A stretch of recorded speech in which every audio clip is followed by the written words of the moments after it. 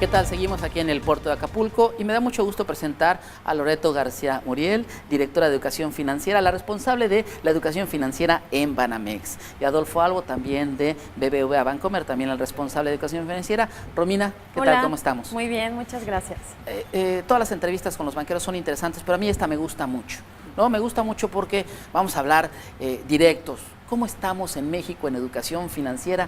¿Qué tanto nos falta? Loreto, si gustas. Gracias, Eduardo. Pues a mí también me encanta este tipo de entrevistas, pero sobre todo el tema, porque sí he encontrado en estos 11 años un tema que de veras puede ser el elemento primordial de un desarrollo sostenible. Si las personas logran tomar mejores decisiones, no solamente informadas, sino con un desarrollo de habilidades, este desarrollo no lo detiene nadie. Entonces me encanta que digas que es el tema primordial. ¿Cómo vamos? Yo creo que hace 11, 12 años, que fue cuando empezamos, era un tema muy escasamente explorado en México. Y hemos encontrado en los estudios que hemos hecho una carencia sobre todo en términos de planeación, en términos de ver el futuro, como que vivimos más en el presente, a veces gastando mucho más que lo que es el ingreso y sin posibilidades de ahorro porque no tenemos esa visión a largo plazo. Entonces, hemos caminado mucho, pero nos falta muchísimo camino también por andar. A ver. Sí, yo coincido con lo que acaba de comentar Loreto. Yo creo que el avance en México es importante, sustancial. Ya lo mencionaba Loreto, las primeras iniciativas hace 10, 12 años.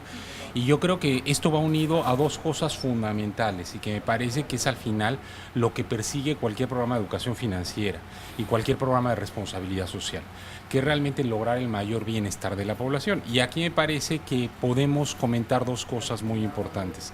La banca ha hecho un esfuerzo enorme en los últimos años por avanzar en la inclusión financiera. Y lo hemos visto. Hoy la banca en México tiene casi 50 millones de clientes, que es una cantidad muy importante. Prácticamente la población económicamente activa ya tiene acceso a los servicios financieros, pero casi la mitad, el 56%, no lo utiliza en forma adecuada. Es realmente, solamente hemos logrado avanzar en forma muy importante en incluir a los clientes de la banca, pero ahora tenemos que pasar a temas más de fondo, que son los temas más de educación y en ese sentido de bancarización. O sea, lo conocen, pero no lo utilizan. Lo conocen o simplemente tienes una cuenta, tú tienes una cuenta como cliente, pero no la usas de manera frecuente. Y a mí me gusta usar mucho ejemplos así de la vida diaria, evidencias, anécdotas, que estas son las que te aportan más información. Y por ejemplo, hay clientes, y la banca ha hecho un esfuerzo importante en cuentas de nómina. En los últimos años ha avanzado muchísimo en cuentas de nómina. Y resulta que en las cuentas de nómina, cuando a alguien le depositan su sueldo, saca el dinero directamente del cajero, cuando pudiera utilizar otros medios de pago electrónicos o incluso la tarjeta de crédito. Y la tarjeta de crédito, utilizarla, por ejemplo, en 40 días y no te genera intereses. Entonces tenemos que, y yo creo que Loreto lo apunta muy bien, hay muchos avances, pero tenemos muchos retos todavía por delante. Y esos retos son pasar de inclusión financiera a bancarización. Platicaba hace unos días con el presidente de la Conducef y me decía que de los 4.200 registros en el registro de entidades financieras, solo hay poco más de 115 entidades que tienen programas de educación financiera. ¿Cómo insertar a más instituciones? ¿Cómo hacer que se sumen a este programa de educación financiera, dado que todavía las cifras son muy bajas de aquellas entidades que participan en estos esquemas? Muy buena pregunta. Creo que la educación financiera es para todos, porque hemos visto la carencia en todos los sectores socioeconómicos y en todas las edades. La única diferencia está en el tema y en el modo de aprendizaje, pero también es obligación de todos. Es para todos, pero es una acción en donde unidos podemos lograr muchísimo más. Creo que sector público, privado y social tiene mucho que decir conjuntamente en este tema. En la Asociación de Bancos tengo el privilegio de coordinar el Comité de Educación Financiera. Ya tenemos 31 bancos dentro de esta iniciativa, en donde cada uno a su paso y cada uno con su esfuerzo está haciendo de la educación financiera algo verdaderamente educativo, pedagógico, no una promoción ni una venta de productos. Desde luego, pues nosotros somos los iniciadores, Banamex y Bancomer, y llevamos la delantera, pero eso no quita que hay esfuerzos en otros bancos. Aquí lo importante, Romy, tú lo mencionas, es que seas en una sinergia, ¿no? Ajá. Que no tengamos esfuerzos aislados, meramente pues tratando de hacer paliativos ante una necesidad fehaciente, sino que tengamos acciones sinérgicas. Y como dice Adolfo, no se trata nada más de acceso a productos financieros, se trata de cómo utilizarlos bien. Y hemos tenido la visión de la gente al hablar de educación financiera, y algunos te piden cómo utilizar los productos y servicios financieros, pero una gran mayoría en México, si vamos tendiente a lo que dice Adolfo del bienestar y la calidad de vida, va a conceptos mucho más básicos también, ¿sí? Lo que es el ahorro, el consumo responsable, el saber cómo planear y cómo dirigir un proyecto de vida que cada uno tiene. Entonces ha sido muy interesante el ver que quizá en otros países sea nada más el uso de productos financieros, y aquí en México sí necesitamos empezar desde los conceptos básicos de economía hasta el uso más complejo de productos y servicios. Entonces hay muchas iniciativas ya conjuntas. ¿Y qué faltaría? ¿Un poco más digamos, de dinamismo o de enfoque por parte del gobierno? Se había hablado de incluir en las materias de primaria cultura financiera, pero vemos que todavía las cifras de la cultura del seguro son muy bajas. Hay pocos seguros de gastos médicos, pocos seguros de vida, pocos seguros de daños, hay seguros básicos estandarizados. O sea, se ha hecho, pero todavía no hay un convencimiento de la gente. ¿Faltaría un poco más de acciones gubernamentales? Yo lo que te diría es, y coincido con lo que acaba de comentar Loreto, el trabajo de educación financiera es un trabajo no de una persona, no de las instituciones financieras aisladas, sino va dirigido también a otros participantes, evidentemente las autoridades, pero también tiene que ver mucho con las familias. Y ahí es una labor también muy importante que tenemos que hacer. Y es un tema de concientización, y de concientización en la medida en donde se percibe que los productos y los servicios financieros pueden traer un bienestar a las familias. En esa medida va a existir interés por parte de las familias, por parte de las empresas, por parte de las pymes, para conocer más. E incluso iría un tema incluso previo a esto, que es el tema de educación. Educación en términos generales que apoya el desarrollo de una competencia, el poder hacer las cosas de mejor manera, y con eso apoyas movilidad social, apoyas progreso. Está demostrado en el mundo que en la medida que hay niveles educativos más altos, no solamente educación financiera, sino en general educación, la posibilidad de progreso es mayor. Entonces tenemos que hacer mayor conciencia en la sociedad. Y esa parte de conciencia tiene que ir a todos los niveles. Loreto lo apuntaba y coincido.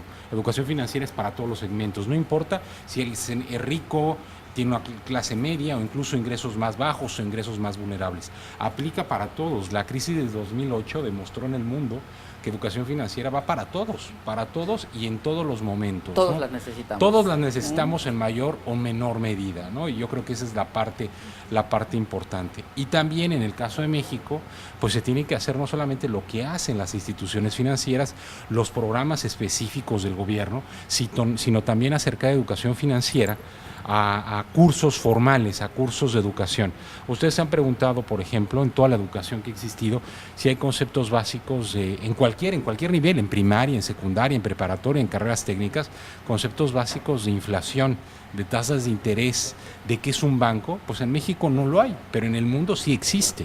Entonces tenemos que llevar también la educación a los cursos formales. Adolfo, la parte de, decías, básico, ¿no? Yo decía, las finanzas, pues es una suma aritmética, es sumas y restas, ¿no? No te puedes, si ganas 10, no te puedes gastar más de 10, ¿no? Yo les quiero preguntar, y si me permiten, el público del economista aquí en la comisión sabe de estos temas, la gente, nosotros tenemos la obligación, ustedes saben más de todo este tema, pero déjenme ponerlo en el sentido de que ustedes están en familia y no les ha pasado que tienen un primo psicólogo y le llegan, le preguntan, ¿me estás analizando, no? O tienen un familiar que es doctor y dice, oye, fíjate que me dolió aquí esto. A mí me gustaría preguntarles, ¿qué les pregunta la gente, no?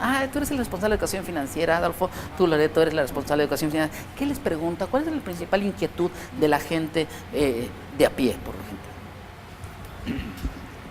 Mira, como hablábamos de los diferentes sectores socioeconómicos, te digo que la diferencia nada más estriba en el tema y en la forma de aprender. Entonces, podemos tener algún cliente del banco, de banca patrimonial, de banca privada, que necesite educación financiera en cuanto a cómo hacer una inversión, un portafolio de inversión diversificado, cómo optimizar sus recursos, pero tenemos a un campesino o a personas del ámbito rural que te dicen, bueno, ¿cómo le hago para generar recursos? Entonces yo diría que la pregunta básica, así hablando en términos muy coloquiales, es ¿cómo le hago para que me alcance?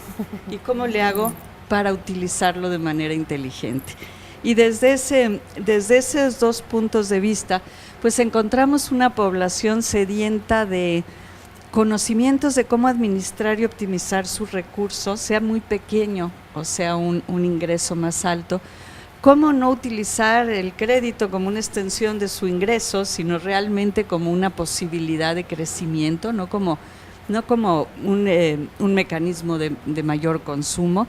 El consumo consciente también es un tema que la gente lo pide a gritos. A veces la publicidad nos lleva a hacer gastos que no son necesarios, ni útiles, ni relevantes. Entonces, es interesante ver cómo todos estos temas de economía y de finanzas es una relación calidad de vida totalmente... Calidad de vida. Calidad de vida, ¿no? Y por ahí creo que van nuestros programas. Tú decías, bueno, ¿qué nos falta? Creo que en 10 años hemos avanzado bastante, o sea, Banamex lleva 9.8 millones de personas atendidas en y solamente en la Asociación de Bancos este año fue 3.8 millones de beneficiarios en el año pasado. Podemos decir bravo, qué bien, qué buena cifra, pero si vemos lo que nos falta es muchísimo. Y como tú dices, yo creo que la sinergia es lo único que nos podría permitir abarcar a toda la población, que realmente el sector público, privado y social esté conjuntamente trabajando en ello. Si, como dice Adolfo, lográsemos meter esto en los currículums formales de las escuelas sería ideal, pero si no, también hay alternativas. Si no es en el currículum, ¿cómo hacemos para ir a la educación formal a través de programas cocurriculares que puedan ayudar en esto? Adolfo, en 30 segundos tus conclusiones. Con muchísimo gusto. Buenos avances en educación financiera, nos falta mucho por hacer, hay grandes retos. Los retos tienen que venir no de un solo jugador o de un solo participante, es algo coordinado. Evidentemente los bancos tienen una labor muy importante, las autoridades, las escuelas, pero también tiene que venir de las familias y de las empresas. ¿Y cuándo es el mejor impacto y el mayor impacto de educación financiera, haciendo referencia a la pregunta que hacías, Eduardo? Cuando vas a contratar un servicio. El mejor impacto de educación financiera es cuando estás contratando un servicio, cuando estás contratando una tarjeta de crédito, que entiendas qué significa la tarjeta, o cuando estás contratando una solución de vivienda, vas a hacer una ampliación de tu casa, vas a comprar una casa, ¿qué te conviene? Tener una tasa fija a 20 años, a 10 años. Ahí es en el mejor momento en el cual la población tiene que buscar información, acercarse a información. Educación financiera es parte de ello, pero tomar decisiones pues que van a ser finalmente a favor de ellos, ¿no? En beneficio de sus familias, ¿no? Adolfo Albo, Loreto García Muriel, desde aquí, desde El Economista, los invitamos a que vean los juegos que tiene Banamex, en familia, todo este tipo de cosas. Los invitamos a que vean los camiones que tiene Educación Financiera de BBVA, para que vean la salud financiera y todo esto. Les agradecemos mucho que hayan estado con El Economista. Nos tenemos que ir a La Polaca en México con Alberto Vega. Les agradecemos mucho que hayan estado con nosotros. Gracias. Muchas gracias.